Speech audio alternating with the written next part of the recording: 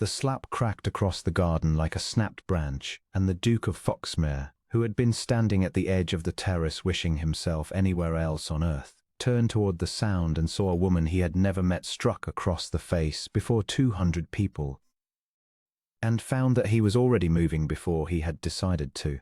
He had not wanted to come to the Marchmont garden party. Sebastian, 4th Duke of Foxmere, a man of 36, with a reputation for coldness he had earned honestly and cultivated on purpose, disliked garden parties the way other men disliked toothache, as a predictable, tedious, recurring affliction to be endured with as little conversation as possible. He came to these things only when duty compelled him, spoke to as few people as he could manage, and left the instant civility permitted. He had chosen his position accordingly, at the far edge of the terrace, half shadowed by a stone urn spilling over with roses, from which vantage he could observe the whole bright, cruel machinery of society without being drawn into it, which was how he came to see the whole of it. The young woman had been standing near the roses on the lower lawn, a little apart from the crowd, in a gown that was clean and neat and unmistakably several years out of fashion, a pale muslin, mended at one shoulder, worn with the careful dignity of a woman making the best of what she had. She was not one of the glittering ones. Sebastian had noticed her earlier, in the vague way one notices a quiet figure at the margin of a loud scene, and had thought without much interest that she had a striking face, grave, fine-boned, with a stillness to it that the fluttering debutantes around her entirely lacked. She had been standing by herself, holding a cup of lemonade she did not drink, watching the party as one watches a fire from the cold side of a window, and then an older woman had swept down upon her. Sebastian did not know at first who the older woman was. He learned later. But he could read the shape of it well enough from where he stood. The elder woman, richly and expensively dressed, her face handsome and hard, bearing down on the young one with the particular predatory energy of a person who has found, in a crowd, a safe target to be cruel to. There had been words. Sebastian could not hear them from the terrace, the older woman's face contorting with a venom she made no effort to disguise, the younger one's going pale and very still. And then the older woman's hand had come up and swung, and struck the young woman full across the cheek, hard enough that her head snapped to the side, hard enough that the crack of it carried the length of the garden and stilled every conversation on the lawn. For a heartbeat, the whole party froze, and in that frozen heartbeat, Sebastian saw two things that decided him. He saw the young woman not cry out, not clutch her face, not flee, but slowly, deliberately, straighten her spine and lift her struck cheek, and turn back to face the woman who had hit her, in a silence more dignified than any protest could have been, refusing even now to give her tormentor the satisfaction of a public collapse. And he saw the crowd, the bright, glittering, watching crowd of his own class, do the thing that crowds of his class always did. They did not move to help her, they did not cry shame. They drew back a half step altogether, the way water draws back from a stone, and their faces arranged themselves into expressions of delicious scandalized interest, and Sebastian understood that not one of the 200 well-bred people on that lawn intended to lift a finger for the girl in the mended muslin. They intended to watch. They intended to enjoy it. They intended to go home and speak of it for a fortnight, and to conclude in the end that the girl must somehow have deserved it, because it was more comfortable to believe that than to have stood by and done nothing while a woman was struck in a garden. Sebastian of Foxmere was not, by temperament, a rescuer. He had spent his life perfecting the art of not caring what happened to the people around him, because caring, he had found, was expensive, and he had paid the price of it once, long ago, and had resolved never to pay it again. He was called the Cold Duke, the Iron Duke of Foxmere, and he had never troubled to correct the reputation, because it kept people at the distance he preferred. But he found, now that his feet had already carried him off the terrace and down the shallow stone steps and onto the lawn, and that the crowd was parting before him as it always parted, and that the elder woman's hand was rising again, rising for a second blow, emboldened by the crowd's silence, by the young woman's refusal to cower, by the intoxicating discovery that she could do this in public and no one would stop her. And Sebastian caught her wrist. He caught it in mid-air, an inch from the young woman's face. his hand closing around the older woman's forearm with a firmness that was not quite violence but left no possibility of argument, and he held it there, arrested, in front of the entire silent garden. And the woman turned to see who had dared, her face still ugly with its interrupted rage, and found herself looking up into the cold dark eyes of the Duke of Foxmere. "I think not," said Sebastian. His voice was very quiet. He did not raise it. He had learned long ago that a quiet voice, in a silent room, carries further and cuts deeper than any shout, and this garden was very silent now. 200 people had stopped pretending not to watch and were watching openly. And the only sound was the small ordinary sound of a fountain somewhere behind the roses, and the Duke of Foxmere stood on the lawn with a cruel woman's wrist locked in his hand, and put himself, deliberately and immovably, between her and the young woman in the mended muslin. "Your Grace." The older woman's voice came out strangled, caught between fury and the sudden terrified awareness of who held her arm. This is a family matter. You have no. I have made it my matter," said Sebastian, "by taking hold of your wrist. And I will keep hold of it until I am satisfied you have no intention of using your hand so again." He did not let go. "You struck this young woman across the face in front of 200 people. I watched you do it. And then, madam, I watched you raise your hand to do it a second time, not in the heat of a quarrel, but slowly at your leisure, because you had discovered that no one here intended to stop you. You were wrong about that. Someone did intend to stop you. I find I am that someone. It appears to have come as a surprise to us both." He released her wrist then, flung it down, almost with a small contemptuous gesture, as one discards a thing one does not wish to hold longer than necessary, and turned his back on her entirely, which was, he knew, the deeper insult, and gave the whole of his attention to the young woman she had struck. She was staring at him, of course she was staring at him. The whole garden was staring at him, but there was in her face something more than the crowd's simple astonishment. There was a worriness so deep it was nearly its own kind of grief, the look of a person so thoroughly accustomed to cruelty that a piece of unexpected protection arrives like a thing she cannot trust, a trick, a prelude to some fresh humiliation she has not yet seen the shape of. Her struck cheek was reddening already, a livid mark blooming across the pale skin, and her dark eyes were bright with the effort of holding back tears she plainly refused to shed in front of these people, and Sebastian felt something turn over in his chest that he had not felt in a very long time, and had believed himself safely rid of. He did not touch her. He understood, without being told, that she had been touched enough today, and not gently. Instead, he stood close and lowered his voice so that it was meant for her alone, though the nearest of the watching crowd could still hear, and he said her name. "Elena," he said. He had learned it not 2 minutes before, from a whisper in the crowd as he crossed the lawn. "Miss Vance." Miss Eleanor Vance, someone had murmured, and the stepmother. Oh, the stepmother. And he did not know why he chose to say it now, in that low, steady voice, except that he had watched a woman be struck and stripped of every dignity in front of 200 people, reduced to an object, a thing to be slapped and scorned, and he wished, more than he had wished anything in years, to give her back one small piece of what had been taken, to speak her name, as a person's name, as the name of a woman who mattered, and not as the whispered scandal the crowd was already making of her. He watched the effect of it move across her face. He watched her hear her own name spoken kindly, in a garden where she had just been struck by a man she had never met, and he watched something in her carefully held composure crack, not into collapse, but into a kind of terrible, disbelieving hope, as though no one had spoken to her gently in so long that she had forgotten the sound of it. "You know my name," she said. Her voice was low and unsteady, and she was fighting to keep it level. "I do not know yours, Your Grace. I do not know why you would." She stopped. Her eyes flicked, once, to the watching faces and to the older woman standing rigid and furious behind him, and came back to his. "You should not have done that. You do not know what you have done. She will make me pay for it. She always makes me pay. It would have been better to let her strike me twice and be done." "It would not have been better," said Sebastian. "It is never better to let cruelty go unanswered because the answering is inconvenient. I know that lesson well, Miss Vance. I learned it too late, once, and it cost me a great deal, and I have not forgotten." He held her gaze. "Who is she?" "My stepmother.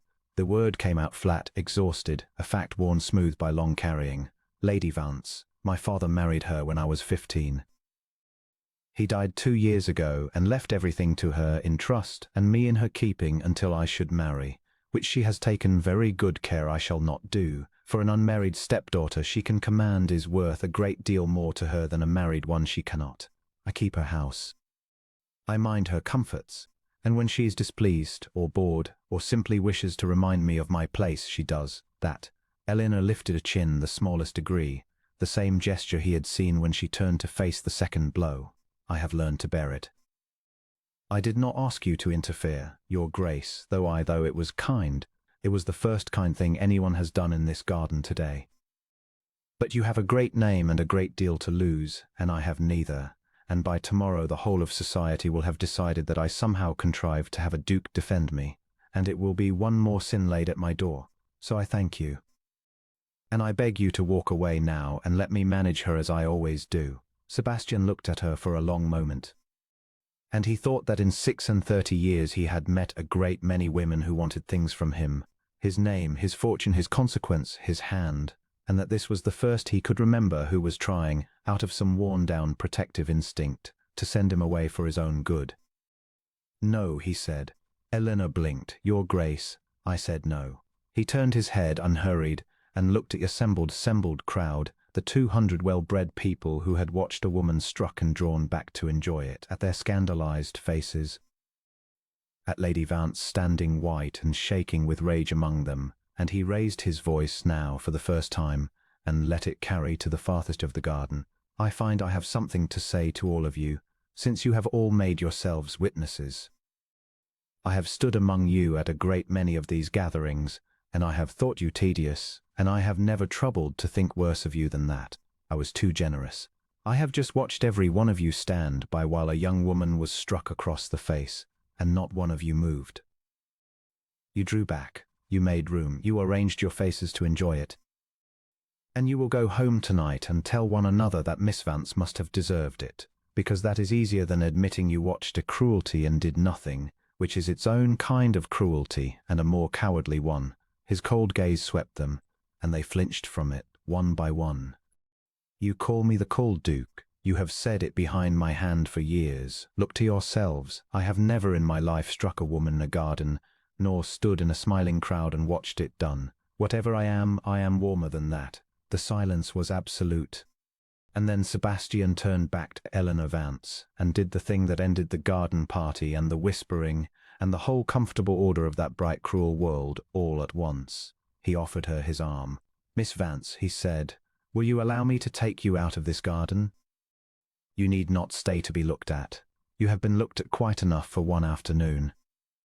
My carriage is at the front of the house, and it is entirely at your disposal, and I give you my word, which I do not give lightly, and have not given in some years, that no one in it will raise a hand to you or a voice to you, now or ever. You may go home to your stepmother's house if you wish, and I will not prevent you. But you will not walk out of this garden alone, with that mark on your face, past 200 people who did nothing, as though you were the one who ought to be ashamed. You will walk out on the arm of the Duke of Foxmere, with your head up, and let every one of them wonder for the rest of their lives what it was they failed to see in you. Eleanor Vance looked at the offered arm as though it were a door in a wall she had spent her whole life believing was solid. Behind them, Lady Vance found her voice. Eleanor. It cracked out like a whip, the voice of a woman accustomed to instant obedience, sensing her authority slipping and grabbing after it. You will not. You will come here to me this instant. You forget yourself. You forget what you are. His Grace is amusing himself at your expense. Do you imagine a duke means anything by taking notice of a girl like you? He will set you down before the week is out, and it will be I who am left to deal with the scandal. Come here. Come here at once, or I promise you, you will regret this to the end of your days. It was, Sebastian would reflect afterward, exactly the wrong thing for the woman to have said. He watched it land. He watched Eleanor Vance hear her stepmother threaten her, in front of everyone, moments after striking her, and he watched something in the young woman's face change, watched the worn-down submission of 2 years of tyranny meet, for the first time, an alternative hand held out, a door in the wall, and he watched her decide. She put her hand on his arm. Her fingers were cold, and they trembled, and Sebastian covered them briefly with his own free hand, steadying them, and felt her draw breath as though she had not breathed properly in a long while. "No," Elena said to her stepmother, and though her voice shook, it did not fail. "I do not think I shall regret it. I have regretted staying silent for 2 years. I have never once regretted the small handful of times I found the courage to speak. And I find I have a little courage left today, after all, enough, at least, to walk out of a garden on my own 2 feet, on the arm of a man who was kind to me when no one else would be. You may deal with the scandal, madam. You made it. You made it in front of everyone, with your own hand. I am only walking away from it." And she walked on the Duke's arm up the shallow stone steps and across the terrace and into the great house, through a silent staring parting crowd, with her struck cheek still red and her chin held high. And Sebastian matched his stride to hers and looked at no one, and behind them Lady Vance stood alone on the lawn in the wreckage of her own cruelty, having struck a girl in a garden and lost her, in the space of 5 minutes, to a duke. They did not speak until they were in the carriage and the horses had started forward, and the great house with its staring windows had begun to slide away behind them. And then Eleanor Vance, who had held herself so rigidly upright through the whole long walk, who had not wept in the garden or on the terrace or in the hall, put her face in her cold, trembling hands and wept at last. Silently, exhaustedly, the deep, dry, then flooding weeping of a person who has held something back for far too long. And Sebastian sat across from her and did not touch her, and did not tell her to stop, but only waited and let her have it, and thought that whoever Eleanor Vance had been before father died. She had spent 2 years being ground down into someone who did not permit herself to cry where anyone could see, and that this, more than the slap, was the true measure of the cruelty done to her. When she had finished, she wiped her face with a handkerchief he had silently offered, and she looked at him with red-rimmed eyes, and she said, "You have ruined yourself, you know, for me. A duke does not carry off a penniless stepdaughter from a garden party in front of the whole of society. By tomorrow they will be saying the most dreadful things about us both. Let them," said Sebastian. "I have been the subject of dreadful sayings before. I find I care remarkably little for the opinion of 200 people who watched you struck and did nothing. Their good opinion is not worth having, Miss Vance. I would as soon be scorned by them as praised.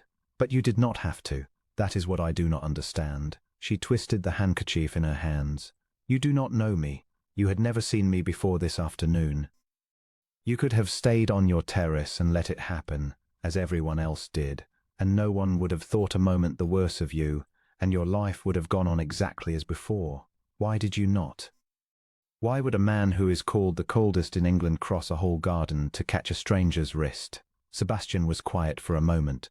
The town slid past the carriage windows, and he found, to his own surprise, that he wished to tell her the truth. "I had a sister," Sebastian said. Eleanor went still. Her name was Charlotte. She was younger than I by 4 years, and after our parents died she was left in my keeping. I was the head of the family, the Duke, responsible for her, and I was, in those years, exactly the cold and careless man society still believes me to be. I was occupied with my own concerns. I did not attend to her as I should have. She married badly, a charming, cruel man I did not trouble to look at closely enough, because looking closely would have cost me effort, and I disliked effort, and he was unkind to her. Not at first, but steadily, and then not steadily, but constantly. And Charlotte wrote to me, once or twice, hinting at it, never quite saying it, because she was proud, as I was proud, as we were all raised to be proud, and I did not read the hints, or I chose not to, because reading them would have obliged me to act, and acting would have been inconvenient." His jaw tightened. "She died of a fever 4 years ago, in a house where she had not been happy for a single day, and I went to the funeral and stood at the graveside and understood, far too late, that my sister had been unkindly used for years within a day's ride of me, and had reached out to me for help, and I had not come, because I was cold, because I had made a virtue of not caring, because caring was expensive and I had decided I would not pay." The carriage rolled on. Eleanor said nothing, but her eyes had not left his face. "So you asked me why I crossed the garden," Sebastian said. "That is why." I stood on that terrace and watched a woman struck across the face while a crowd drew back to enjoy it, and for one moment I was standing at Charlotte's graveside again, understanding too late what I had let happen, and I found that I could not do it a second time. I could not stand at the edge of another cruelty and tell myself it was not my concern. It was my concern. It became my concern the instant I saw it, and so I did the thing I did not do for my sister. 4 years too late, I crossed the room. It is not a heroism, Miss Vance. It is only a man trying once to be less of a coward than he was. You need feel no debt for it. You have, if anything, done me a kindness by giving me a cruelty I could actually stop. For a long moment Eleanor did not speak. And then she reached across the carriage, slowly, and laid her cold hand over his where it rested on his knee, and pressed it, once the way one presses the hand of someone who is grieving. Then I am glad it was I, she said softly. I am sorry for your sister, your Grace. Truly sorry. And I think, if she could see you cross a garden today, she would not think you a coward at all. I think she would be very proud. Sebastian looked down at the cold hand over his, and did not trust himself to speak for a moment, and when he did his voice was not entirely steady. You have a mark on your face, he said, and you have just been struck and threatened and carried off in front of the whole of society, and you are sitting in a stranger's carriage comforting him about his dead sister. Miss Vance, I have known you the better part of an hour, and I begin to think you are the most remarkable woman I have ever met. She smiled, a small, wet, astonished smile, the first he had seen from her, and it changed her whole grave face, and Sebastian understood with the clean certainty of a man who has spent his life avoiding exactly this, that he was in a very great deal of trouble. He did not take her back to Lady Vance's house. He had meant to give her the choice. He had said as much in the garden, but by the time the carriage neared the turning, Eleanor had told him quietly, haltingly, the true shape of her life in that house, the small cruelties and the large ones, the isolation carefully engineered, so that she had no friend and no ally and nowhere to go, the way her stepmother had turned away the 2 respectable men who had shown interest in her over the years, the slow deliberate erasure of a young woman who had once, she said, before her father died, laughed a good deal and hoped for things, and Sebastian had listened, and his face had grown harder with every sentence, and when she finished he said only, "You are not going back there," and Eleanor, who had spent 2 years believing she had nowhere else to go, discovered that she believed him. He took her that evening to his aunt, the Dowager Lady Merisdale, his mother's sister, a formidable and warm-hearted old woman who kept a house in town and had despaired of her cold nephew for 2 decades, and he told the old woman the whole of it in the hall in 10 blunt sentences.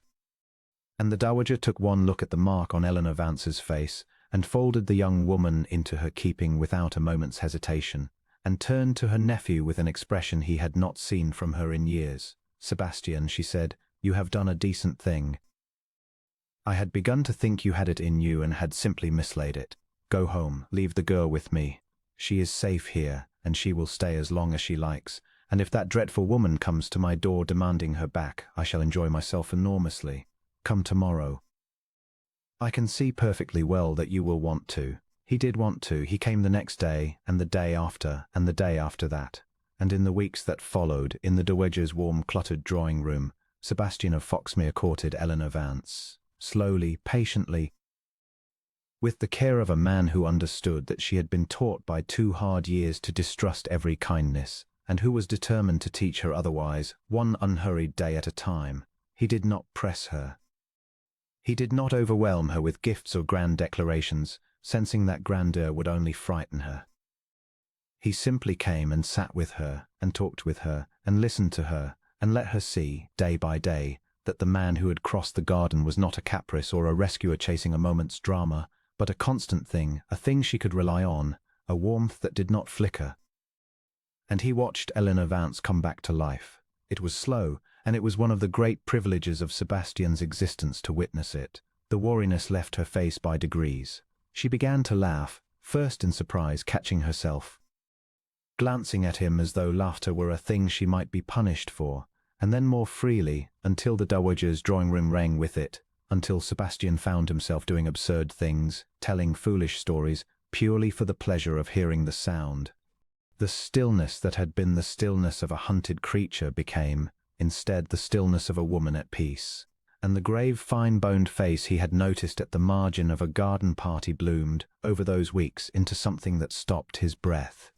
Lady Vance did not accept her defeat quietly. She was not a woman who accepted anything quietly. She came, as the Dowager had predicted and hoped, to demand her stepdaughter back, trading first on her legal guardianship, then on threats of scandal. Then on a tearful performance of a wronged mother that convinced no one, and the Dowager Lady Merisdale sent her away each time with a relish that the old woman confessed, afterward, had done more for her spirits than a season of card parties.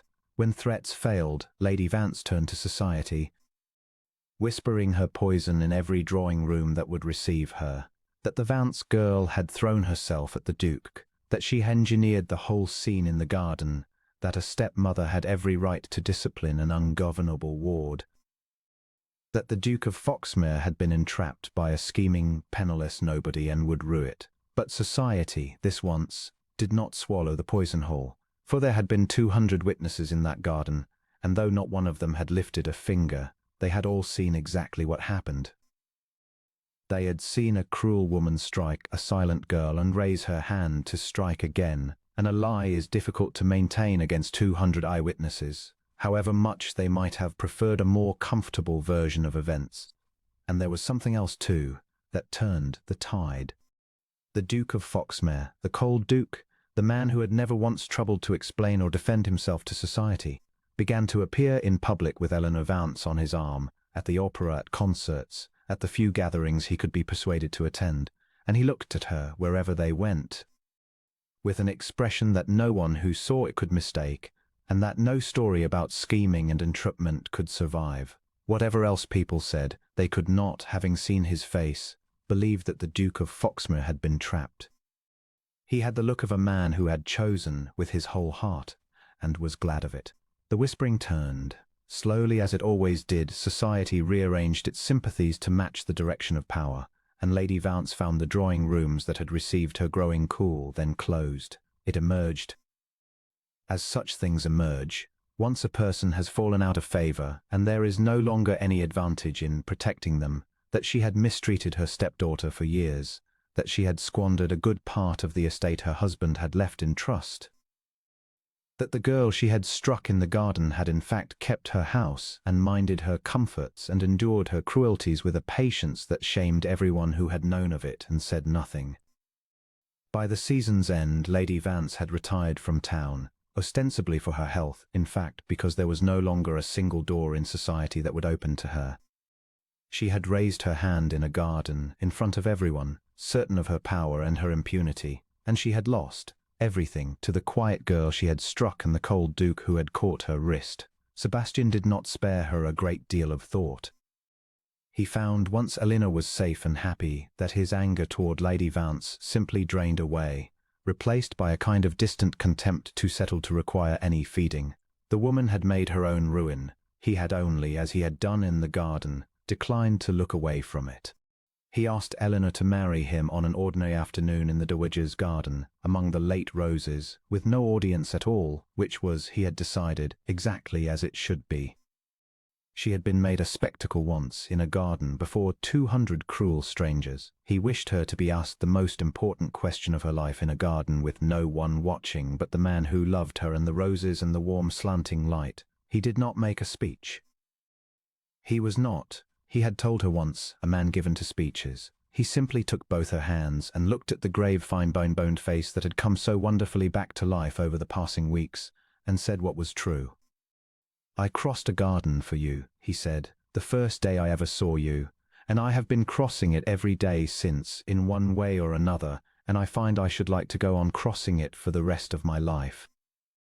I have spent 36 years being cold, Eleanor, and telling myself it was safer, and I was wrong. It was only lonely, and I did not have the courage to see the difference. You have given me the difference. You have given me warmth I did not know I was capable of, and laughter I had forgotten the sound of, and a reason to be at home in my own life for the first time since I can remember. Marry me. Not because I rescued you. You had rescued yourself long before I arrived, in every way that matters, simply by refusing to break. Marry me because I love you, and because I believe, though I hardly dare hope it, that you might have come to love me too. Eleanor Vance, who had wept in his carriage the first day out of exhaustion and grief, wept now for an entirely different reason, and she did not try to hide it, and she did not apologize for it, which Sebastian understood to be a measure of how far she had come. I do love you, she said. I have loved you, I think, since you said my name in the garden. Do you know, no one had said my name kindly in 2 years. She never used it. I was girl, or you, or nothing at all. And you crossed a whole garden of people who despised me, and you looked at me as though I were a person, and you said my name, Eleanor, as though it meant something, as though I meant something. And I thought, whatever happens after this, whatever it costs me, I will remember to the end of my life that once, on the worst day, a stranger looked at me and knew my name. She pressed his hands. Yes, Sebastian, yes. 100 times yes. I will marry you, and I will spend the rest of my life being grateful that the coldest man in England turned out to be the warmest, and that I was the one lucky enough to find it out. They were married in the spring, quietly at Foxmere, with the Dowager Lady Merisdale weeping happily in the front pew, and a scattering of the few true friends the Duke possessed, and none of the society that had watched Eleanor struck in the garden, for Sebastian had no wish to give those people a second spectacle, and Eleanor had no wish ever to see most of them again. She wore a gown of ivory silk, and there was no mark on her face, and when she came up the aisle toward him, Sebastian thought of the girl in the mended muslin standing alone at the margin of a cruel bright party, holding a cup of lemonade she did not drink, and he thought of how nearly he had stayed on his terrace, and how nearly he had let her walk out of that garden and out of his life forever, and he felt the whole weight of his old coldness fall away from him for good. In the years that followed, the Duke and Duchess of Foxmere became known, in the drawing rooms of the county, for a thing that scandalized society far more than any elopement could have. They were happy, openly, unfashionably, entirely happy. The cold Duke of Foxmere, who had for 2 decades held the world at arm's length, was to be found walking the grounds of his estate with his wife's hand tucked in his arm, laughing at things she said, watching her across every room they entered as though he still could not quite believe his luck. And the Duchess, the penniless stepdaughter, the girl who had been struck in a garden, proved to be exactly the woman he had glimpsed in a single afternoon, kind and steady, and quietly courageous, with a particular tenderness toward anyone overlooked or ill-used. For she had not forgotten what it was to be either. She reopened the great house's charities. She took a special care for the young women of the county who had no one to defend them. And it became known quietly that if any girl in the district were mistreated or cornered or struck, she had only to send word to Foxmere, and the Duke and Duchess would come, the one who had once been struck and the one who had once, too late, learned to cross a room. One evening in their first autumn, they walked together in the Foxmere rose garden as the light went gold and long over the hedges, and Eleanor stopped by a bush of late roses and stood a moment breathing in the scent, and Sebastian watched her, as he was always watching her, and thought that he had spent his whole life being told he had no warmth in him, and that had taken a slap in a stranger's garden to prove them all wrong. You are looking at me again, Eleanor said, without turning, a smile in her voice. I am, said Sebastian. I intend to keep doing it. I lost 4 years being too cold to look at the people who needed me. I do not mean to waste another moment not looking at you. He came to stand beside her among the roses and drew her against his side, and she leaned into him easy and unafraid, a woman entirely at home in her own life at last. Do you know what I thought that first day, when I saw you turn to face her a second time and refused to cower? I thought, there is a woman who will not break, and I was right. You never broke, Eleanor. Not in 2 years of it. All I did was give you somewhere soft to stand once the breaking was over. Eleanor turned her face up to his, in the gold and fading light, among the roses of the garden that had become the whole shape of her happiness. You did more than that, she said quietly. You caught her wrist. You stepped between us. You said my name. Do you know how long I had waited for anyone, simply to step between me and the thing that was hurting me? My whole life, I think, and no one ever did. And then you did, a man who owed me nothing, a stranger on a terrace, and you changed everything in the space of a single breath. She laid her hand against his chest. So do not tell me you only gave me somewhere to stand. You gave me back the whole of my life. And I mean to spend it, every day of it, right here, beside the warmest man in England. Sebastian of Foxmere, who had crossed a garden once and been undone by it, gathered his wife into his arms among the late roses and held her while the light went down over the hedges, and was, for the first time in his long cold life, entirely and unashamedly warm.